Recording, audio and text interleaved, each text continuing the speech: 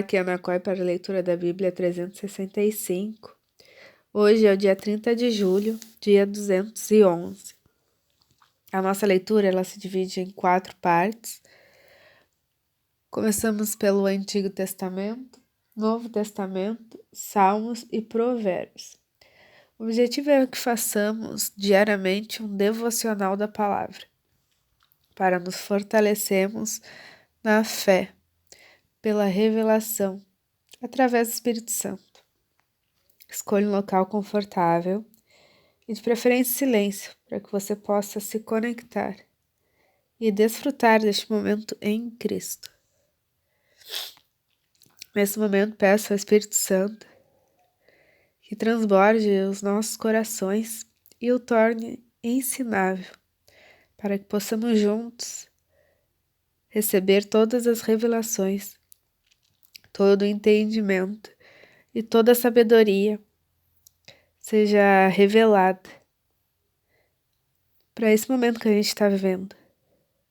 Em nome de Jesus, amém. 2 Crônicas, capítulo 26, versículo 1. Todo o povo de Judá tomou Uzias, que tinha 16 anos de idade, e o constituiu rei em lugar de Amazias, seu pai. Depois da morte de seu pai, Uzias reconstruiu Elate e a restituiu a Judá. Uzias tinha 16 anos de idade quando começou a reinar e reinou 52 anos em Jerusalém. A mãe dele se chamava Jecolias e era de Jerusalém. Ele fez o que era reto aos olhos do Senhor, segundo tudo o que Amazias, seu pai, havia feito. Propôs buscar a Deus nos dias de Zacarias, que era sábio nas visões de Deus. Enquanto Uzias buscou o Senhor, Deus o fez prosperar. Ele foi e guerreou contra os filisteus, destruiu as muralhas de Gate, de Jabiné e de Asdod. Construiu cidades no território de Asdod e entre os filisteus. Deus o ajudou contra os filisteus, contra os árabes que moravam em Gurbaal e contra os meunitas. Os amonitas pagavam tributo a Uzias, que chegou a ser tão poderoso que sua fama se espalhou até a entrada do Egito. Uzias construiu torres em Jerusalém, junto ao portão da esquina, junto ao portão do vale e junto ao portão do ângulo e as fortificou. Também construiu torres no deserto e cavou muitas cisternas, porque tinha muito gado, tanto na Cefalá como nas campinas. Tinha lavradores e vinhateiros nos montes e nos campos férteis, porque era amigo da agricultura. Uzias tinha um exército de homens preparados para a guerra, que saíam para a batalha em tropas segundo a lista feita pelo escrivão Jeiel e pelo oficial Maazéias, sob a direção de Ananias, um dos oficiais do rei. O número total de chefes das famílias, homens valentes, era de 2.600. Debaixo das suas ordens havia um exército guerreiro de 307.500 homens, que faziam a guerra com grande poder, para ajudar o rei contra os seus inimigos. Uzias preparou para todo o exército escudos, lanças, capacetes, couraças e arcos e até fundas para atirar pedras. Em Jerusalém, ele fabricou máquinas inventadas por homens peritos, que foram colocadas nas torres e nos cantos das muralhas, para atirarem flechas e grandes pedras. A fama de Uzias se espalhou até muito longe, porque ele foi maravilhosamente ajudado até se tornar muito poderoso. Mas depois que Uzias se tornou poderoso, o coração dele se exaltou para sua própria ruína.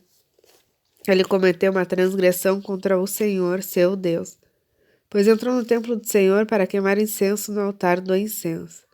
Porém, o sacerdote Azarias entrou atrás dele, acompanhando de 80 sacerdotes do Senhor, homens da maior firmeza.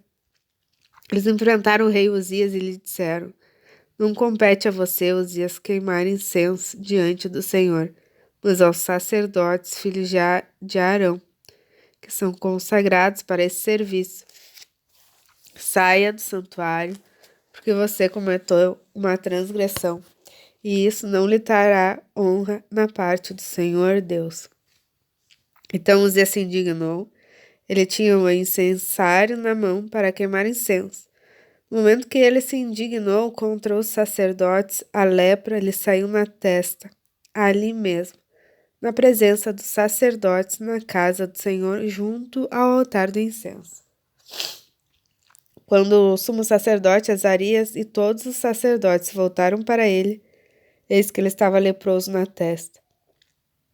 Então, apressadamente o tiraram dali e até ele mesmo se apressou em sair, visto que o Senhor o havia ferido. Assim o rei Uzias ficou leproso até o dia da sua morte. E por ser leproso morou numa casa separada porque foi excluído da casa do Senhor. E Jotão, seu filho, tinha seu encargo palácio real governando o povo da terra. Quanto aos demais atos de Uzias, tanto os primeiros como os últimos, o profeta Isaías, filho de Amós, os escreveu. Uzias morreu e foi sepultado no túmulo de seus pais, num cemitério que pertencia aos reis, porque disseram: Ele era leproso, e Jotão, seu filho, reinou em seu lugar. Jotão tinha 25 anos de idade quando começou a reinar e reinou 16 anos em Jerusalém. A mãe dele chamava Jerusa e era filha de Zadok.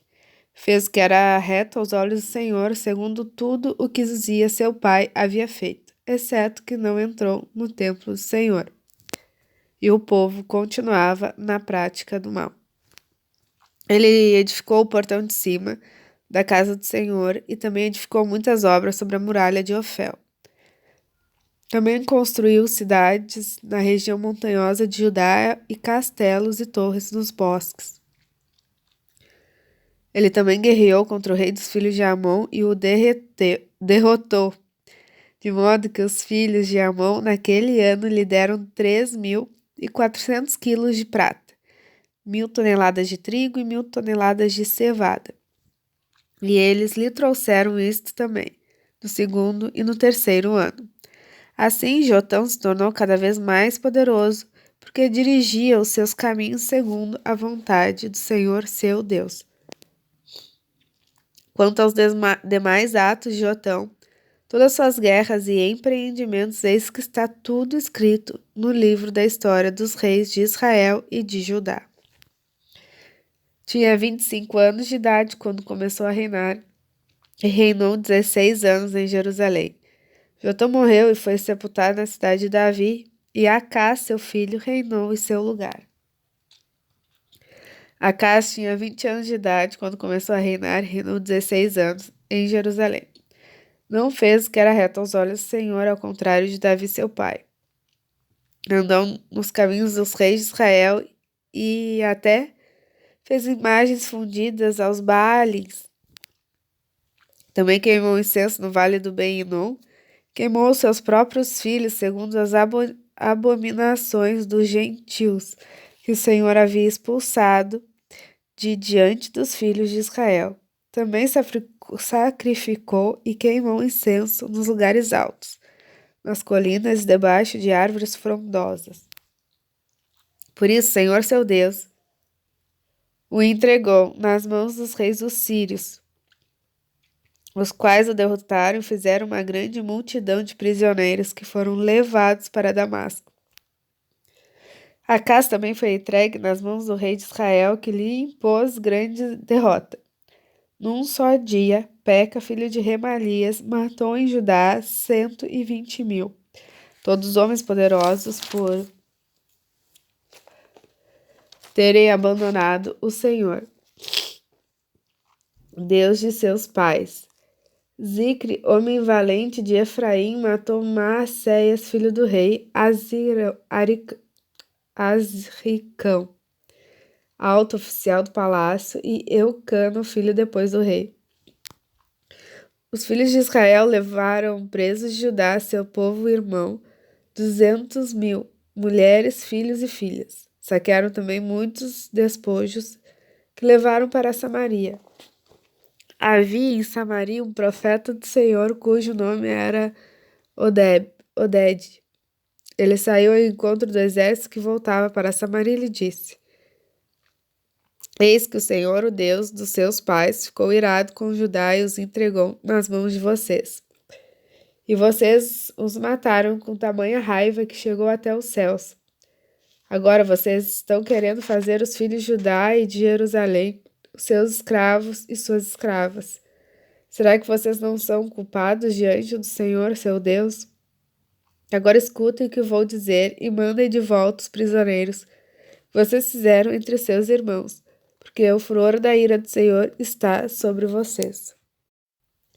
Então alguns dos chefes dos filhos de Efraim, a saber, Azarias, filho de Joanã, Berequias, filho de Mesilemote, Jeisquias, filho de Salum, e Amassa, filho de Adlai, se levantaram contra os que voltaram da guerra e lhes disseram: Não tragam estes prisioneiros para cá, porque vocês estão querendo aumentar ainda mais os nossos pecados e a nossa culpa diante do Senhor. A nossa culpa já é grande e o furor da ira do Senhor está sobre Israel. Então os homens armados deixaram os prisioneiros e o despojo diante dos chefes e de toda a congregação. Os homens que foram citados nominalmente se levantaram, cuidaram dos prisioneiros e, com as roupas que estavam no meio dos despojos, vestiram todos os que estavam nus. Deram-lhes roupas, sandálias, comida, bebida e os ungiram. Fizeram montar em jumentos todos que estavam fracos e os levaram até Jericó, a cidade das palmeiras, e a seus irmãos. Então voltaram para Samaria. Naquele tempo, o rei Acaz mandou pedir aos reis de Assíria que o ajudassem, porque de novo os edomitas tinham vindo e derrotado Judá, levando alguns prisioneiros. Também os filisteus atacaram as cidades de Cefelá e do sul de Judá. Tomaram Bet-Semes, Aijalon, Gedirote, Socó e suas aldeias, Timna e suas aldeias e Ginzo e suas aldeias, e ficaram morando ali. Porque o Senhor humilhou Judá por causa do rei Acaz, porque este estava permitindo que Judá caísse na imoralidade e foi completamente infiel ao Senhor. O rei Tiglat-Pileser da Síria atendeu o pedido de Acaz, porém, em vez de ajudá-lo, deixou-o num aperto ainda maior, porque Acaz pegou objetos da casa do Senhor, do palácio real e das casas dos príncipes, e os deu ao rei de Assíria. Porém, isso não lhe serviu de nada. No tempo da sua angústia, foi ainda mais infiel ao Senhor. Ele mesmo, o rei de Acaz, ofereceu sacrifícios aos deuses de Damasco, que o derrotaram, pois pensava: visto que os deuses dos reis da Assíria os ajudam, eu lhes ofereci sacrifícios para que ajudem a mim também. Porém, eles foram à ruína e a de todo o Israel. Acaz juntou os utensílios da casa de Deus, os quebrou em pedaços e fechou os portões da casa do Senhor. E fez para si altares em todos os cantos de Jerusalém. Em cada cidade, Judá construiu lugares altos para queimar incensos a outros deuses, e assim provocou a ira do Senhor, Deus de seus pais.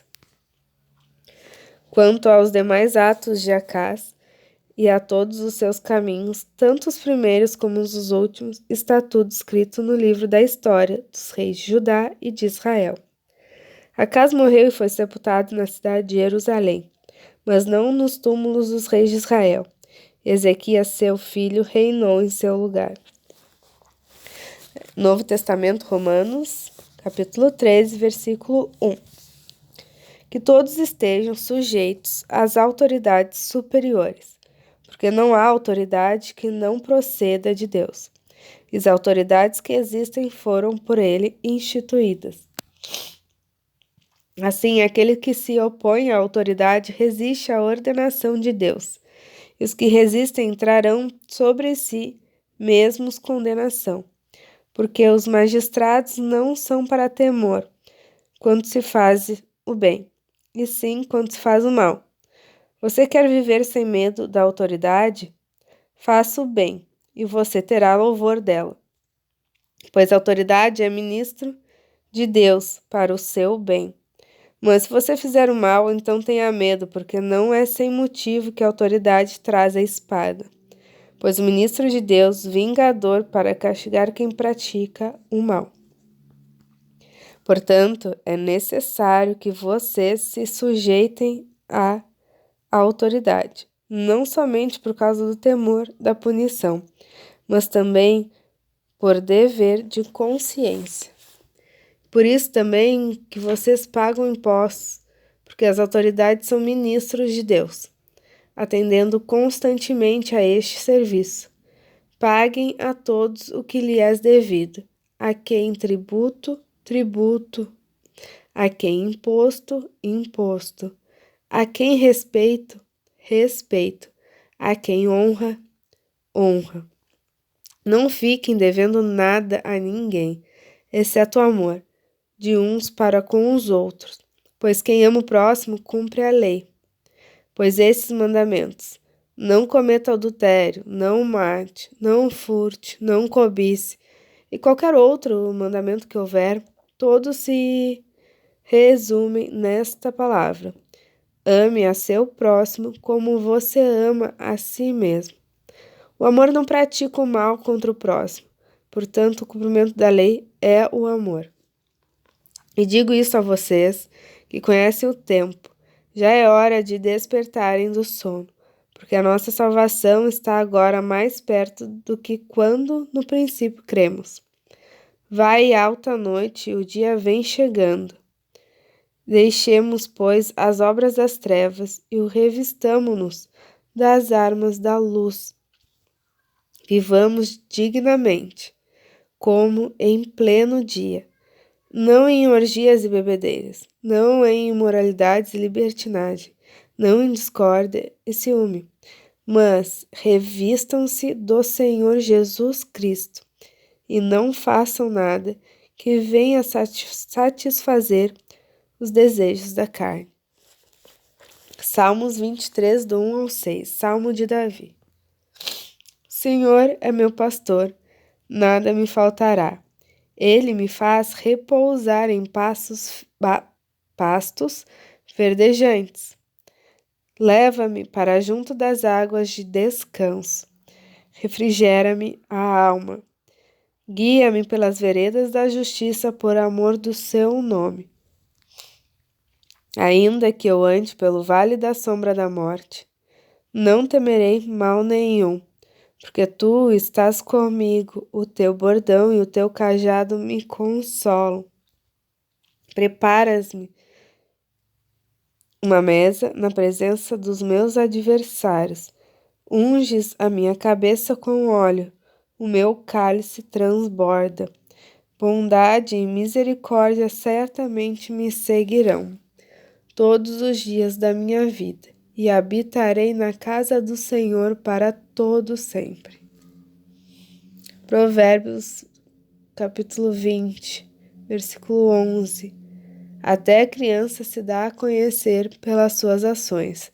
Se o faz, é puro e reto. Encerramos mais um encontro. Muito grato por compartilhar desse momento em Cristo. Lembre-se de levar os pensamentos, as suas palavras e as suas ações em Cristo. Um bom descanso. Tenha um dia extraordinário e até amanhã.